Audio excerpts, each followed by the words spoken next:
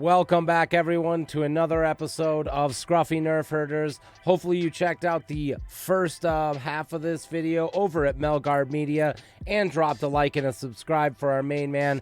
Link down below. Thanks for tuning in for this second half, and here we go. Kisses. Peace.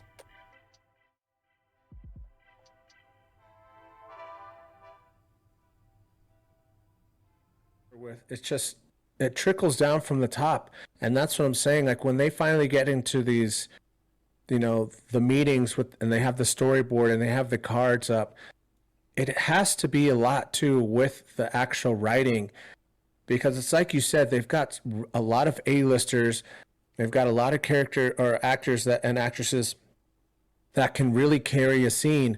But just imagine going into a scene and being like, how much more can I do with this to make it just as dramatic as it needs to be and not overdo it to the point that people are like, what is this? And I feel like that is kind of where Reva is. She's just, for me, the character is pretty meaningless. I don't understand why you couldn't have used one of the other Inquisitors to carry that exact same role, especially if you're going to stab her. Especially if you did what she did to the Grand Inquisitor. How about he just have played that role and had Rupert Friend, who is a really talented actor, carry that? It's just like, there's just simple decisions that they could have done a different storyline around that, to where the Grand Inquisitor could have been more in the spotlight, but still around in the Rebels series to be taken out, or the brother. I think it's the fifth brother or the third brother, right? They could have done that. And I understand the Reva and weaving it in, but really the best part about that was her getting stabbed, right? And that's because Darth Vader was just so cold. We literally see Darth Vader in the height of his Sith power from that. But just relying on that, to me, is cheap storytelling. You're relying on cheap tricks and what's that flashy lights. Seeing it as a youngling, was that metaphoric for the way she was feeling because she said she hid among the bodies, right? Yeah, she felt them go cold, right? Did he stab her as a youngling, or was that metaphoric as to the way he stabbed her? I believe she should have died. Because there's a point where they're looking at each other, and it's alluded to that he stabs her, right? Is she thinking that's how I should have gone? Yeah, I think. I think she's questioning her whole life at that point when that goes down, and I'm just like, and I at that point I appreciate that aspect of the story, the full circle, because that's very Star Wars. Years later, you're right back in the exact same position that you were before, trying to learn from your mistakes, right? But if you're gonna do that, then there is an aspect of that storytelling that you really need to nail, and you need to nail it out of the park. And if you're gonna go with this Reva story, you need to make it strong. The characters got to come in strong. I just thought the best parts about this were parts that we already knew existed. The Grand Inquisitor, we knew that aspect. The fact that it's adding an even better layer to him, that's pretty cool. I'll give you that. He's nasty, bro. He knew, they were grooming her basically for this moment. That just makes Darth Vader and Rupert look greater. And, I appreciate Reva for that, and how her character was played. Heck yeah. But I'm does it fit in with a story at all times? Not always. And, I wish that there would be more of a deference to this in the time of the streaming wars. And I think that's really the biggest problem that we're seeing here overall is all these production companies, because you mentioned Netflix earlier. Even though they have those hits, they still have glaring examples of overproduction and putting money into terrible films. You know what I mean? Just absolute garbage. So at this point, I'm just wondering, have we lost all the great cinematographers, the true people that know how a film looks through a lens, the person on set that's nah, man, if you shoot from this angle, it's gonna look like shit. Trust me. And then, just takes a little bit. He's like, trust me, man, that's not gonna look good, dude. Like some 70-year-old like hippie chick. It's like, nah, I've shot all the festivals, man. Trust me. It's like, where's that person that's just like, this is how it looks through the film and through the lens of a camera and how both of those interact. I just feel like sometimes that's not always hitting in all of these series. I want the grittiness of that rebellion that we saw in Rogue One that was just so tangible, Darth Yeah. Vader, slicing through people, and we get that for 15 seconds here, and it's a highly CGI'd moment and stuff, and it was beautiful, but I want more. I'm a simp for that. So, I guess that's kind of my biggest gripe is like, why are we sitting at an 8 to 9 when we should be at an 11 fully cranked? This should Yeah. be an easy walk-off home run, and we're just sitting here, and you're having a diehard Star Wars fan that wants to see nothing but positivity being like, this should be better, and that's just the cut, And the cut and dry of that's it. definitely something that we were touching base on. Is like we in no way want to be toxic because there is Yeah. Star Wars content and we didn't know, years back, 10, 15 years back, we didn't know when or if Star Wars was coming back to the big screen. Yeah. So, I mean, Yeah. it gets hard when you start picking things apart, Yeah. but we also just can't take every piece of Star Wars content and be like, I'm gonna love it just because it has Star Wars written on it. Yeah. For me, I 100% agree with that. This was an easy gold mine right here. Yeah. The Kenobi show should have started. This should have been the filler, if anything, Yeah. of the show. This should have been the baseline. And it should have been going this hard the whole time. And they have the money to do it. They have the actors. They have everything. So for me, They really do. it's not necessarily that Riva character doesn't work at moments. It's why would you add her to something that is already just glorious? The Yeah. storyline is right there. Yeah. Just take it and put it on the screen. Put the two actors that we want to see the most on a screen. Yeah. You did not need to add her as a bait and switch element. I just don't understand why. Yeah. I mean, I could be wrong. Like I said, we have one more episode. Yeah. She could be the one that Is the rescued crucial Grogu. aspect of this. Yeah. She could be something way bigger. She could be the one that's been Yeah. or goes to the Emperor and on X, shows her what Exegol is or something like that. Something major. Yeah. We don't know. There might be one more, and we'll talk about that next week. But Yeah. as of right now, for me, it's just like I don't understand the fluff. Why would you need it? Yeah, You didn't I mean, need to there's- just add characters for no reason when you already have something that everyone was sold on before we even saw the first picture. Oh yeah. Well, I think there's different avenues that they could have went in their storytelling route, and the hardest part for me to reconcile is that they already had the metrics. They've already sold the expanded universe books. They know it works. They know it doesn't, and they're still going and they're still pushing hard in this. And I'm like, are we gonna keep seeing these problems in these major tentpole productions? These bigger productions, to where I'm like questioning why they went with this de-aging process. I just want to fanboy out. I just want to enjoy it 100%. out. And it's like, if I'm sitting here and I'm like, hey, come on, guys, like, it's not just a money grab. What I mean? These stories have to be told. This is a modern day myth, in my opinion. This is very important to transfer our culture along from generation to generation. My kids will watch Star Wars. My kids are named after Star Wars characters.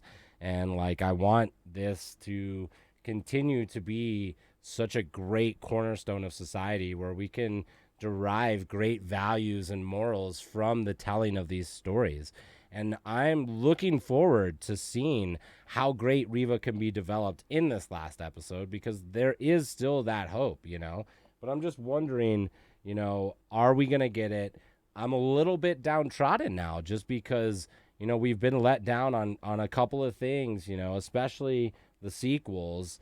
And, this is, starting to be a situation where it could be, not as great as we would like it to be. I'm not saying it's a letdown. It's just this had the potential to be fantastic. And that makes me worried as we move into the era of Ahsoka, knowing how essential that is for the pivot of the Star Wars universe to expand it out into the outer rims and all of those beautiful stories. So, Yeah. And for me, these are two, I mean, not just for me, if just Star Wars fans are, yeah. these are two of the most important characters Yeah. in the Star Wars universe. Definitely. Like they are a major pillar. Mm-hmm. Like most of everything revolves around this relationship. Yeah. Why a lot of things happened. The failure of this relationship. A lot of things different. Yes. Yeah. Exactly. And these two, like, I just don't get how you can miss, some of those easy base runs in the episodes. Yeah. I will watch this again and the series as a whole again and appreciate the moments that I really enjoyed, but it hurts a little bit to know that when they were watching the final product, they were like, this is really going to get Star Wars fans hyped. Yeah. Oh, this is exactly what they want. And then they went on their press tour and, maybe there was a little reservation in Hayden when they were asking him questions because he kind of knew it could have been more or could have been a little bit better. I mean, I'm starting to think that that's why we saw some of the tentativeness maybe, and that's worrisome, overall. But I just, it's weird to me to have such an easy home run and to be missing it, but hey. Yeah. And they're contractually obligated to promote. Yeah, you can't say your Star movie Wars sucks. Yeah, so like if someone goes in there and is like, "Hey, Hayden, did you like The Last Jedi?" Yeah, he's definitely going to say, "Yeah, like from what I saw, I like this." Yeah. After Mark Hamill's outbursts and lack there of promotion, they've, I'm sure, put stricter stipulations of being like, in the press, you can only promote on your own time after 10 years. They have somebody there watching Tom Holland, right? So he doesn't drop spoilers, right? You know what I mean? So they know what's up. Yeah. Yeah. So. And I want to see that positivity. Yeah. I'm here for it. Yeah. I love seeing Hayden getting the love again on the camera. Mm-hmm. He deserves it. His performance when people are like, "Oh, it was bad acting." It was like he was supposed to be a conflicted teenager who's falling like. Of course, he's going to be stumbling with his words, and he's going to be cardboard, bro. Like, that's what teenagers are. Have you seen those pimpled fools, dude? So for me, the more I go back and watch it, the more I enjoy his performance. Yeah. Because definitely. I feel like that he really honed it in. Yeah. And he had George Lucas in his ear numerous times. Like, what if he gave a different performance that we didn't see that everyone like, oh, man, that dramatics would have been so much better. But George Lucas was like, no, you need to be a little bit more hesitant here, a little bit more awkward. Like, you're still a kid, so I need you to be more of a kid, because you have to think George Lucas is not a stranger to working in the realms of children's actors. Like, he helped produce. He nails it out of the park. Movies like Goonies and things like that. He kills it, dude. When he had short round in Indiana Jones, it's like he's not a stranger to telling a kid how to tone it down, like or dumbify it a little bit and make it seem like you're still have innocence in you. Definitely. With all this rage. It had to be a hard combo to bring to the screen. Oh, yeah. So watching this now on my side screen, I have that he's grabbing the ship again. And it's just like, come on, it's so cool. Good. So and I think there's that's kind of the thing, I mean, I think, ending on, in this realm, it's like, we're seeing some cool things. There's definitely some aspects that we are hoping turn around, because I guess it all comes back to me on rewatchability. I'm rewatching the prequels a bunch. I'll probably won't watch the sequels too many times. I've rewatched the original trilogy so many times. Rogue One a bunch of times. Rebels. I'm just questioning how much I'm gonna rewatch this Kenobi series. It's really got to end solid for me and tie this all in, because there are some holes that are seemingly developing already that really need to be closed up. So for me, that's where I'm looking at this. And I came in, flying high, and right now I'm a little trepidatious because I really want to make sure that our landing You know, because if this is only supposed to be a 6-part series, is what they're saying, quote unquote, man, it better be a fantastic ending. Fantastic ending for sure. You know, and in the times of watching people doing remixes and cuts, somebody will go through this and take the parts that could have made one strong episode, and you know, in the future, that's all you'll have to watch to connect. Yeah. This to after Sith, after Revenge of the Sith, and it'll be like, maybe a 30-40 minute cut of this series of all the good stuff. Because this right here, you could have watched probably this episode and the next one, and that's all you needed to go from Revenge of the Sith into. You know, you didn't even need to Reva's backstory to know that he thought that she was on his side, and then you know, bait and switch. Could have went right out of that into this. You know what I mean? And then sew in some of that other, you know, starting on Coruscant with that youngling scene in the beginning, how they started in the first place, and then just move into this, you know, right away, and then incorporate just some of the other key things as the, you know, in there, like, you know, there's just, or they could have started off like this and then built up to another even more raucous scene with these same characters.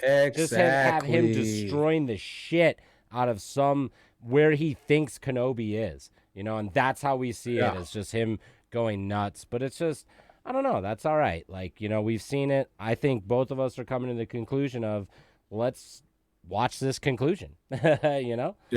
And I just, you know, we were chatting earlier that I hope that this isn't the way that they're continuing the business model of promoting the shows, because, you know, I feel like that they're almost using this to promote Ahsoka. Yeah. Because you know that now we're going to get some Darth Vader in Ahsoka. Are they just going to use this to re-show us moments from Rebels and Clone Wars and use that as pinnacles? When, I don't know, that's what's making me so much more worried about Ahsoka, you know, and I guess we'll have to wait until Ahsoka comes out, which we'll also be covering, so tune into both of our channels, folks. You know? Oh, yeah, 100%. But I guess for now, I guess we'll wrap it up on that. You know, I think we've handled everything. Let's tune in for this conclusion coming up next week, y'all. If you haven't already, smash that like button and go ahead and subscribe on both mine and Melgar Media's channel. And thanks so much for tuning in, guys. Yeah, cheers, everyone. Have a great one. Don't forget, like he said, to check our channels. Enjoy, and may the Force be with you always. Definitely. Kisses, y'all.